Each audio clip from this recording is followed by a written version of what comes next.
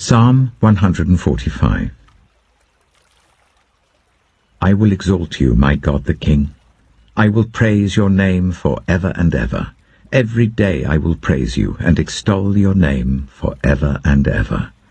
Great is the Lord and most worthy of praise. His greatness no one can fathom. One generation commends your works to another. They tell of your mighty acts. They speak of the glorious splendor of your majesty, and I will meditate on your wonderful works. They tell of the power of your awesome works, and I will proclaim your great deeds. They celebrate your abundant goodness and joyfully sing of your righteousness. The Lord is gracious and compassionate, slow to anger and rich in love. The Lord is good to all. He has compassion on all he has made. All your works praise you, Lord. Your faithful people extol you. They tell of the glory of your kingdom and speak of your might, so that all people may know of your mighty acts and the glorious splendor of your kingdom. Your kingdom is an everlasting kingdom, and your dominion endures through all generations. The Lord is trustworthy in all he promises and faithful in all he does. The Lord upholds all who fall and lifts up all who are bowed down. The eyes of all look to you, and you give them their food at the proper time. You open your hand and satisfy the desires of every living thing. The Lord is righteous in all his ways and faithful in all he does. The Lord is near to all who call on him, to all who call on him in truth. He fulfills the desires of those who fear him. He hears their cry and saves them. The Lord watches over all who love him, but all the wicked he will destroy. My mouth will speak in praise of the Lord. Let every creature praise his holy name, for ever and ever. Proverbs chapter 21. In the Lord's hand the king's heart is a stream of water that he channels towards all who please him. A person may think their own ways are right, but the Lord weighs the heart. To do what is right and just is more acceptable to the Lord than sacrifice. Haughty eyes and a proud heart, the unplowed field of the wicked, produce sin. The plans of the diligent lead to profit, as surely as haste leads to poverty. A fortune made by a lying tongue is a fleeting vapor and a deadly snare. The violence of the wicked will drag them away, for they refuse to do what is right. The way of the guilty is devious, but the conduct of the innocent is upright. Better to live on a corner of the roof than share a house with a quarrelsome wife. The wicked crave evil. Their neighbors get no mercy from them. When a mocker is punished, the simple gain wisdom. By paying attention to the wise, they get knowledge. The righteous one takes note of the house of the wicked and brings the wicked to ruin. Whoever shuts their ears to the cry of the poor will also cry out and not be answered. A gift given in secret soothes anger, and a bribe concealed in the cloak pacifies great wrath. When justice is done, it brings joy to the righteous, but terror to evildoers. Whoever strays from the path of prudence comes to rest in the company of the dead. Whoever loves pleasure will become poor.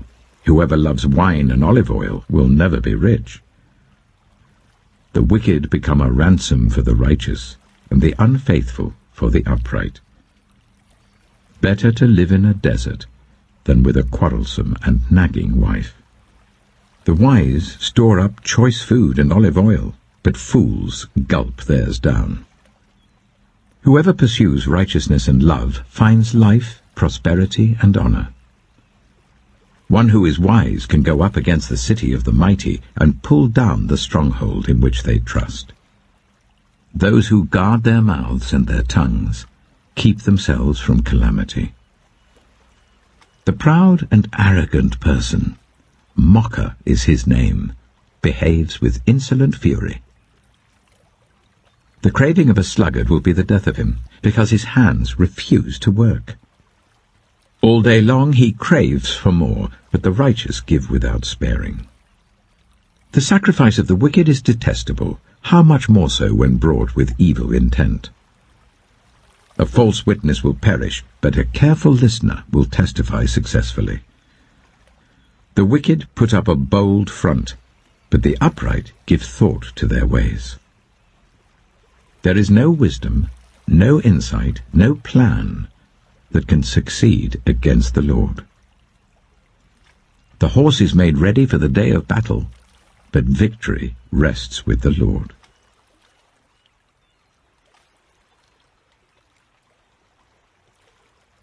Luke chapter 12. Meanwhile, when a crowd of many thousands had gathered, so that they were trampling on one another, Jesus began to speak first to his disciples, saying, "Be on your guard against the yeast of the Pharisees, which is hypocrisy. There is nothing concealed that will not be disclosed, or hidden that will not be made known. What you have said in the dark will be heard in the daylight, and what you have whispered in the ear in the inner rooms will be proclaimed from the roofs. I tell you, my friends, do not be afraid of those who kill the body, and after that can do no more. But I will show you whom you should fear. Fear him who, after your body has been killed, has authority to throw you into hell. Yes, I tell you, fear him. Are not 5 sparrows sold for 2 pennies? Yet not one of them is forgotten by God. Indeed, the very hairs of your head are all numbered. Don't be afraid. You are worth more than many sparrows. I tell you, whoever publicly acknowledges me before others, the Son of Man will also acknowledge before the angels of God. But whoever disowns me before others will be disowned before the angels of God. And everyone who speaks a word against the Son of Man will be forgiven, but anyone who blasphemes against the Holy Spirit will not be forgiven. When you are brought before synagogues, rulers, and authorities, do not worry about how you will defend yourselves or what you will say, for the Holy Spirit will teach you at that time what you should say." Someone in the crowd said to him, "Teacher, tell my brother to divide the inheritance with me." Jesus replied, "Man, who appointed me a judge or an arbiter between you?" Then he said to them, "Watch out. Be on your guard against all kinds of greed. Life does not consist in an abundance of possessions." And he told them this parable. The ground of a certain rich man yielded an abundant harvest. He thought to himself, "What shall I do? I have no place to store my crops." Then he said, "This is what I'll do. I will tear down my barns and build bigger ones, and there I will store my surplus grain.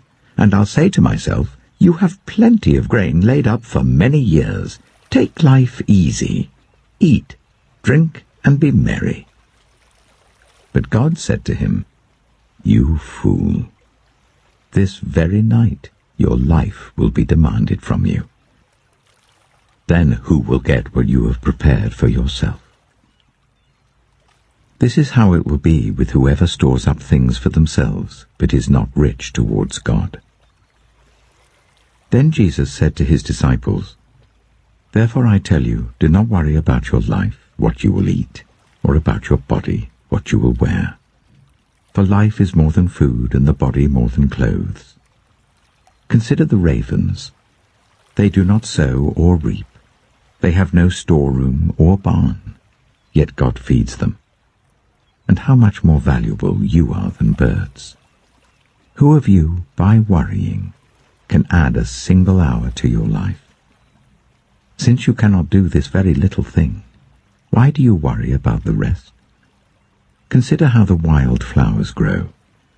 They do not labor or spin. Yet I tell you, not even Solomon in all his splendor was dressed like one of these. If that is how God clothes the grass of the field, which is here today and tomorrow is thrown into the fire, how much more will he clothe you, you of little faith? And do not set your heart on what you will eat or drink. Do not worry about it, for the pagan world runs after all such things, and your Father knows that you need them. But seek his kingdom, and these things will be given to you as well. Do not be afraid, little flock, for your Father has been pleased to give you the kingdom. Sell your possessions and give to the poor. Provide purses for yourselves that will not wear out, a treasure in heaven that will never fail, where no thief comes near and no moth destroys. For where your treasure is, there your heart will be also. Be dressed, ready for service, and keep your lamps burning, like servants waiting for their master to return from a wedding banquet, so that when he comes and knocks, they can immediately open the door for him. It will be good for those servants whose master finds them watching when he comes. Truly, I tell you, he will dress himself to serve, will have them recline at the table, and will come and wait on them. It will be good for those servants whose master finds them ready, even if he comes in the middle of the night or toward daybreak. But understand this: if the owner of the house had known at what hour the thief was coming, he would not have let his house be broken into. You also must be ready, because the Son of Man will come at an hour when you do not expect him. Peter asked, Lord, are you telling this parable to us or to everyone? The Lord answered, Who then is the faithful and wise manager, whom the master puts in charge of his servants to give them their food allowance at the proper time? It will be good for that servant whom the master finds doing so when he returns. Truly I tell you, he will put him in charge of all his possessions. But suppose the servant says to himself, My master is taking a long time in coming. And he then begins to beat the other servants, both men and women, and to eat and drink and get drunk. The master of that servant will come on a day when he does not expect him, and at an hour he is not aware of. He will cut him to pieces and assign him a place with the unbelievers. The servant who knows the master's will and does not get ready or does not do what the master wants will be beaten with many blows. But the one who does not know and does things deserving punishment will be beaten with few blows. From everyone who has been given much, much will be demanded, and from the one who has been entrusted with much, much more will be asked. I have come to bring fire on the earth, and how I wish it were already kindled. But I have a baptism to undergo, and what constraint I am under until it is completed. Do you think I came to bring peace on earth? No, I tell you, but division. From now on there will be 5 in one family divided against each other, 3 against 2 and 2 against 3. They will be divided, father against son and son against father, mother against daughter and daughter against mother, mother-in-law against daughter-in-law, and daughter-in-law against mother-in-law. He said to the crowd, When you see a cloud rising in the west, immediately you say, It's going to rain, and it does. And when the south wind blows, you say, It's going to be hot, and it is. Hypocrites, you know how to interpret the appearance of the earth and the sky. How is it that you don't know how to interpret this present time? Why don't you judge for yourselves what is right? As you are going with your adversary to the magistrate, try hard to be reconciled on the way, or your adversary may drag you off to the judge, and the judge turn you over to the officer, and the officer throw you into prison. I tell you, you will not get out until you have paid the last penny.